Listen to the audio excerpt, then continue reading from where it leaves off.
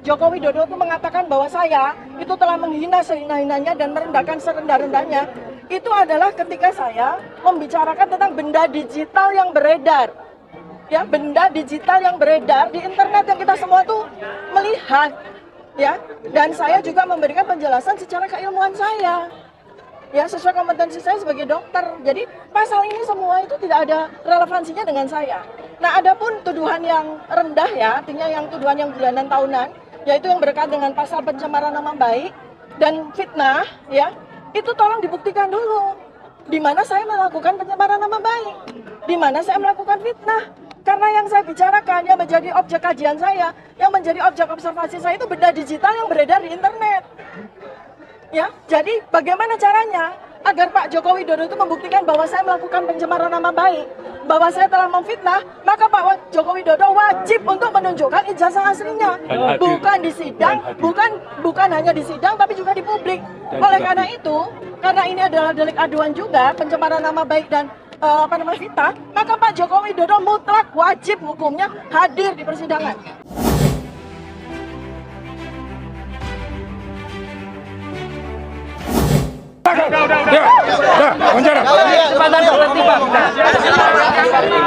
Duduk. Silakan. Baiklah. Terima kasih ya atas supportnya. Seperti yang kita ketahui tadi, sempat terjadi perdebatan antara hakim, JPU dan kami. Kami keberatan tidak diberikan berkas secara lengkap. Bagaimana kami bisa melihat perkara ini secara komprehensif.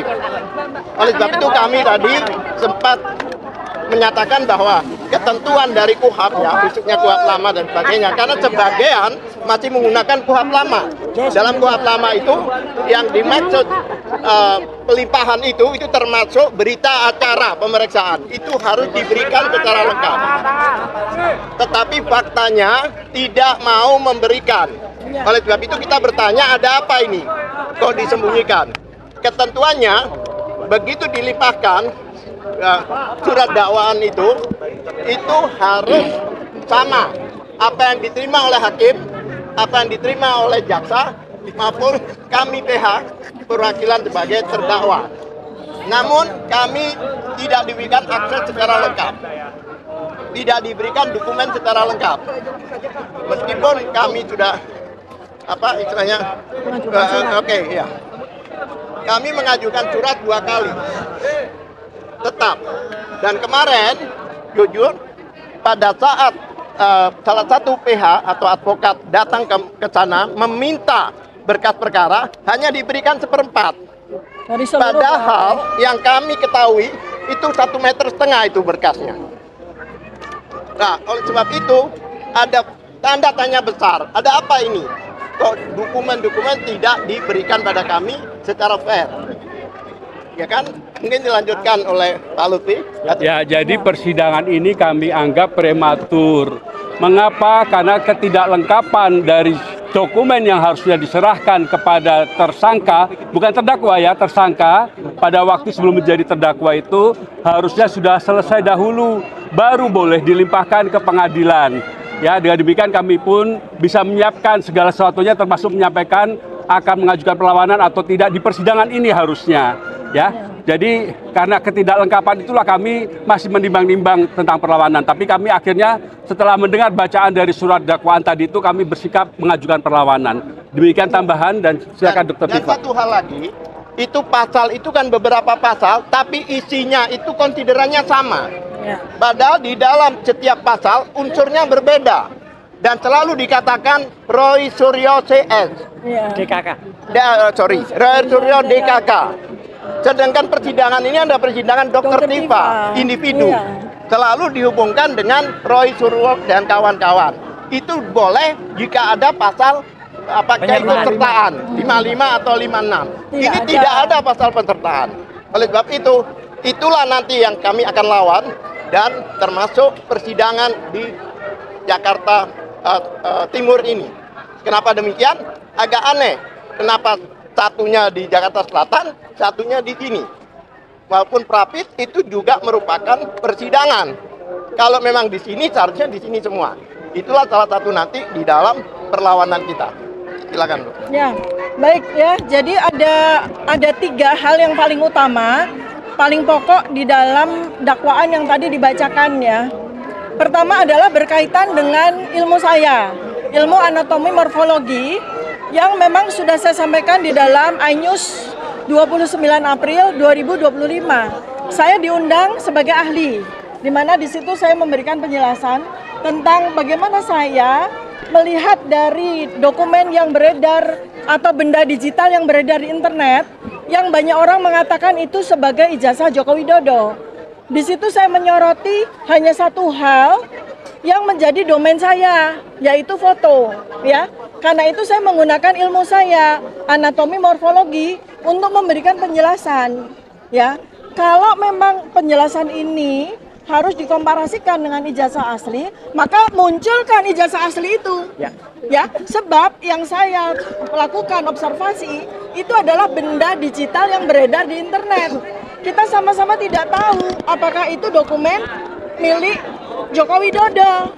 Ya, pertama itu. Dan jelas bahwa tadi disampaikan ya, walaupun oleh Joko Widodo saya dituduh dengan pasal besar ya, yang memang niatnya mau memenjarakan saya bertahun-tahun, yaitu pasal 32 dan 35, yang itu isinya adalah Undang-Undang ITE yang berisikan dakwaan manipulasi terhadap dokumen milik orang lain atau melakukan manipulasi atau edit agar dokumen palsu menjadi asli. Itu ternyata di dalam dakwaan tadi hanya dikatakan bahwa dasar saya dituduh pasal 3235 itu adalah lisan saya ketika saya menyampaikan tentang ilmu saya. Jadi betul-betul definitif. Ya, di situ di dalam dakwaan itu sama sekali tidak ditunjukkan ya, dinyatakan di mana saya melakukan manipulasi. Yang dipakai itu adalah lisan saya, lisan udah jelas. Jadi itu pasal yang betul-betul sangat sembarangan begitu ya. Ya, jadi pertama adalah kalau foto, saya dengan senang hati akan memberikan penjelasan sejelas-jelasnya di persidangan. Ya, dan foto itu saya tidak lakukan manipulasi sama sekali ya. Jadi intinya nih di dalam surat dakwaan yang tebal sekali itu, intinya yang dipermasalahkan yang kemudian Pak Joko Widodo itu mengatakan bahwa saya itu telah menghina sehina-hinanya dan merendahkan serendah-rendahnya. Itu adalah ketika saya membicarakan tentang benda digital yang beredar. Ya, benda digital yang beredar di internet yang kita semua tuh melihat. Ya, dan saya juga memberikan penjelasan secara keilmuan saya. Ya, sesuai kompetensi saya sebagai dokter. Jadi pasal ini semua itu tidak ada relevansinya dengan saya. Nah, adapun tuduhan yang rendah ya, artinya yang tuduhan yang bulanan tahunan, yaitu yang berkaitan dengan pasal pencemaran nama baik dan fitnah, ya, itu tolong dibuktikan dulu. Di mana saya melakukan pencemaran nama baik, di mana saya melakukan fitnah. Karena yang saya bicarakan, yang menjadi objek kajian saya, yang menjadi objek observasi saya itu benda digital yang beredar di internet. Ya, jadi bagaimana caranya agar Pak Joko Widodo itu membuktikan bahwa saya melakukan pencemaran nama baik, bahwa saya telah memfitnah, maka Pak Joko Widodo wajib untuk menunjukkan ijazah aslinya, bukan di sidang, bukan hanya di sidang, tapi juga di publik. Oleh karena itu, karena ini adalah delik aduan juga, pencemaran nama baik dan fitnah, maka Pak Joko Widodo mutlak wajib hukumnya hadir di persidangan, tidak melalui mekanisme-mekanisme seperti yang disampaikan oleh para advokatnya. Ya, demikian teman-teman ya. Jadi saya akan sangat percaya diri untuk memberikan penjelasan tidak hanya di sidang, tapi juga kepada seluruh masyarakat Indonesia. Dan ini alhamdulillah juga ada beberapa media internasional ya. Ini menjadi bukan hanya sekedar publik Indonesia domain, tapi ini menjadi internasional domain. Jadi hati-hati kepada semua pihak, termasuk kepada jaksa, termasuk kepada hakim. Karena tadi jaksa seakan-akan ingin menyembunyikan berkas perkara, berita acara pemeriksaan. Mereka nekat ngeyel, tidak mau memberikan BAP kepada kami. Padahal itu secara undang-undang itu penting sekali. Silakan Datuk. Ya, jadi yang namanya berkas perkara itu istilah yang selama ini sudah digunakan dalam KUHP yang lama yang mana itu bermakna berita acara dan daftar alat bukti yang diajukan. Bukan barang buktinya, tapi daftarnya itu disampaikan kepada kami. Itu sudah berlangsung puluhan tahun. Mengapa baru tadi dipertanyakan seolah-olah jaksa ini baru saja praktek di pengadilan begitulah. Ya tidak profesional. Terima kasih. Terima kasih, Pak. Ada tersangka-tersangka lain yang bisa dijadikan tersangka pada kasus ini, Bu ya?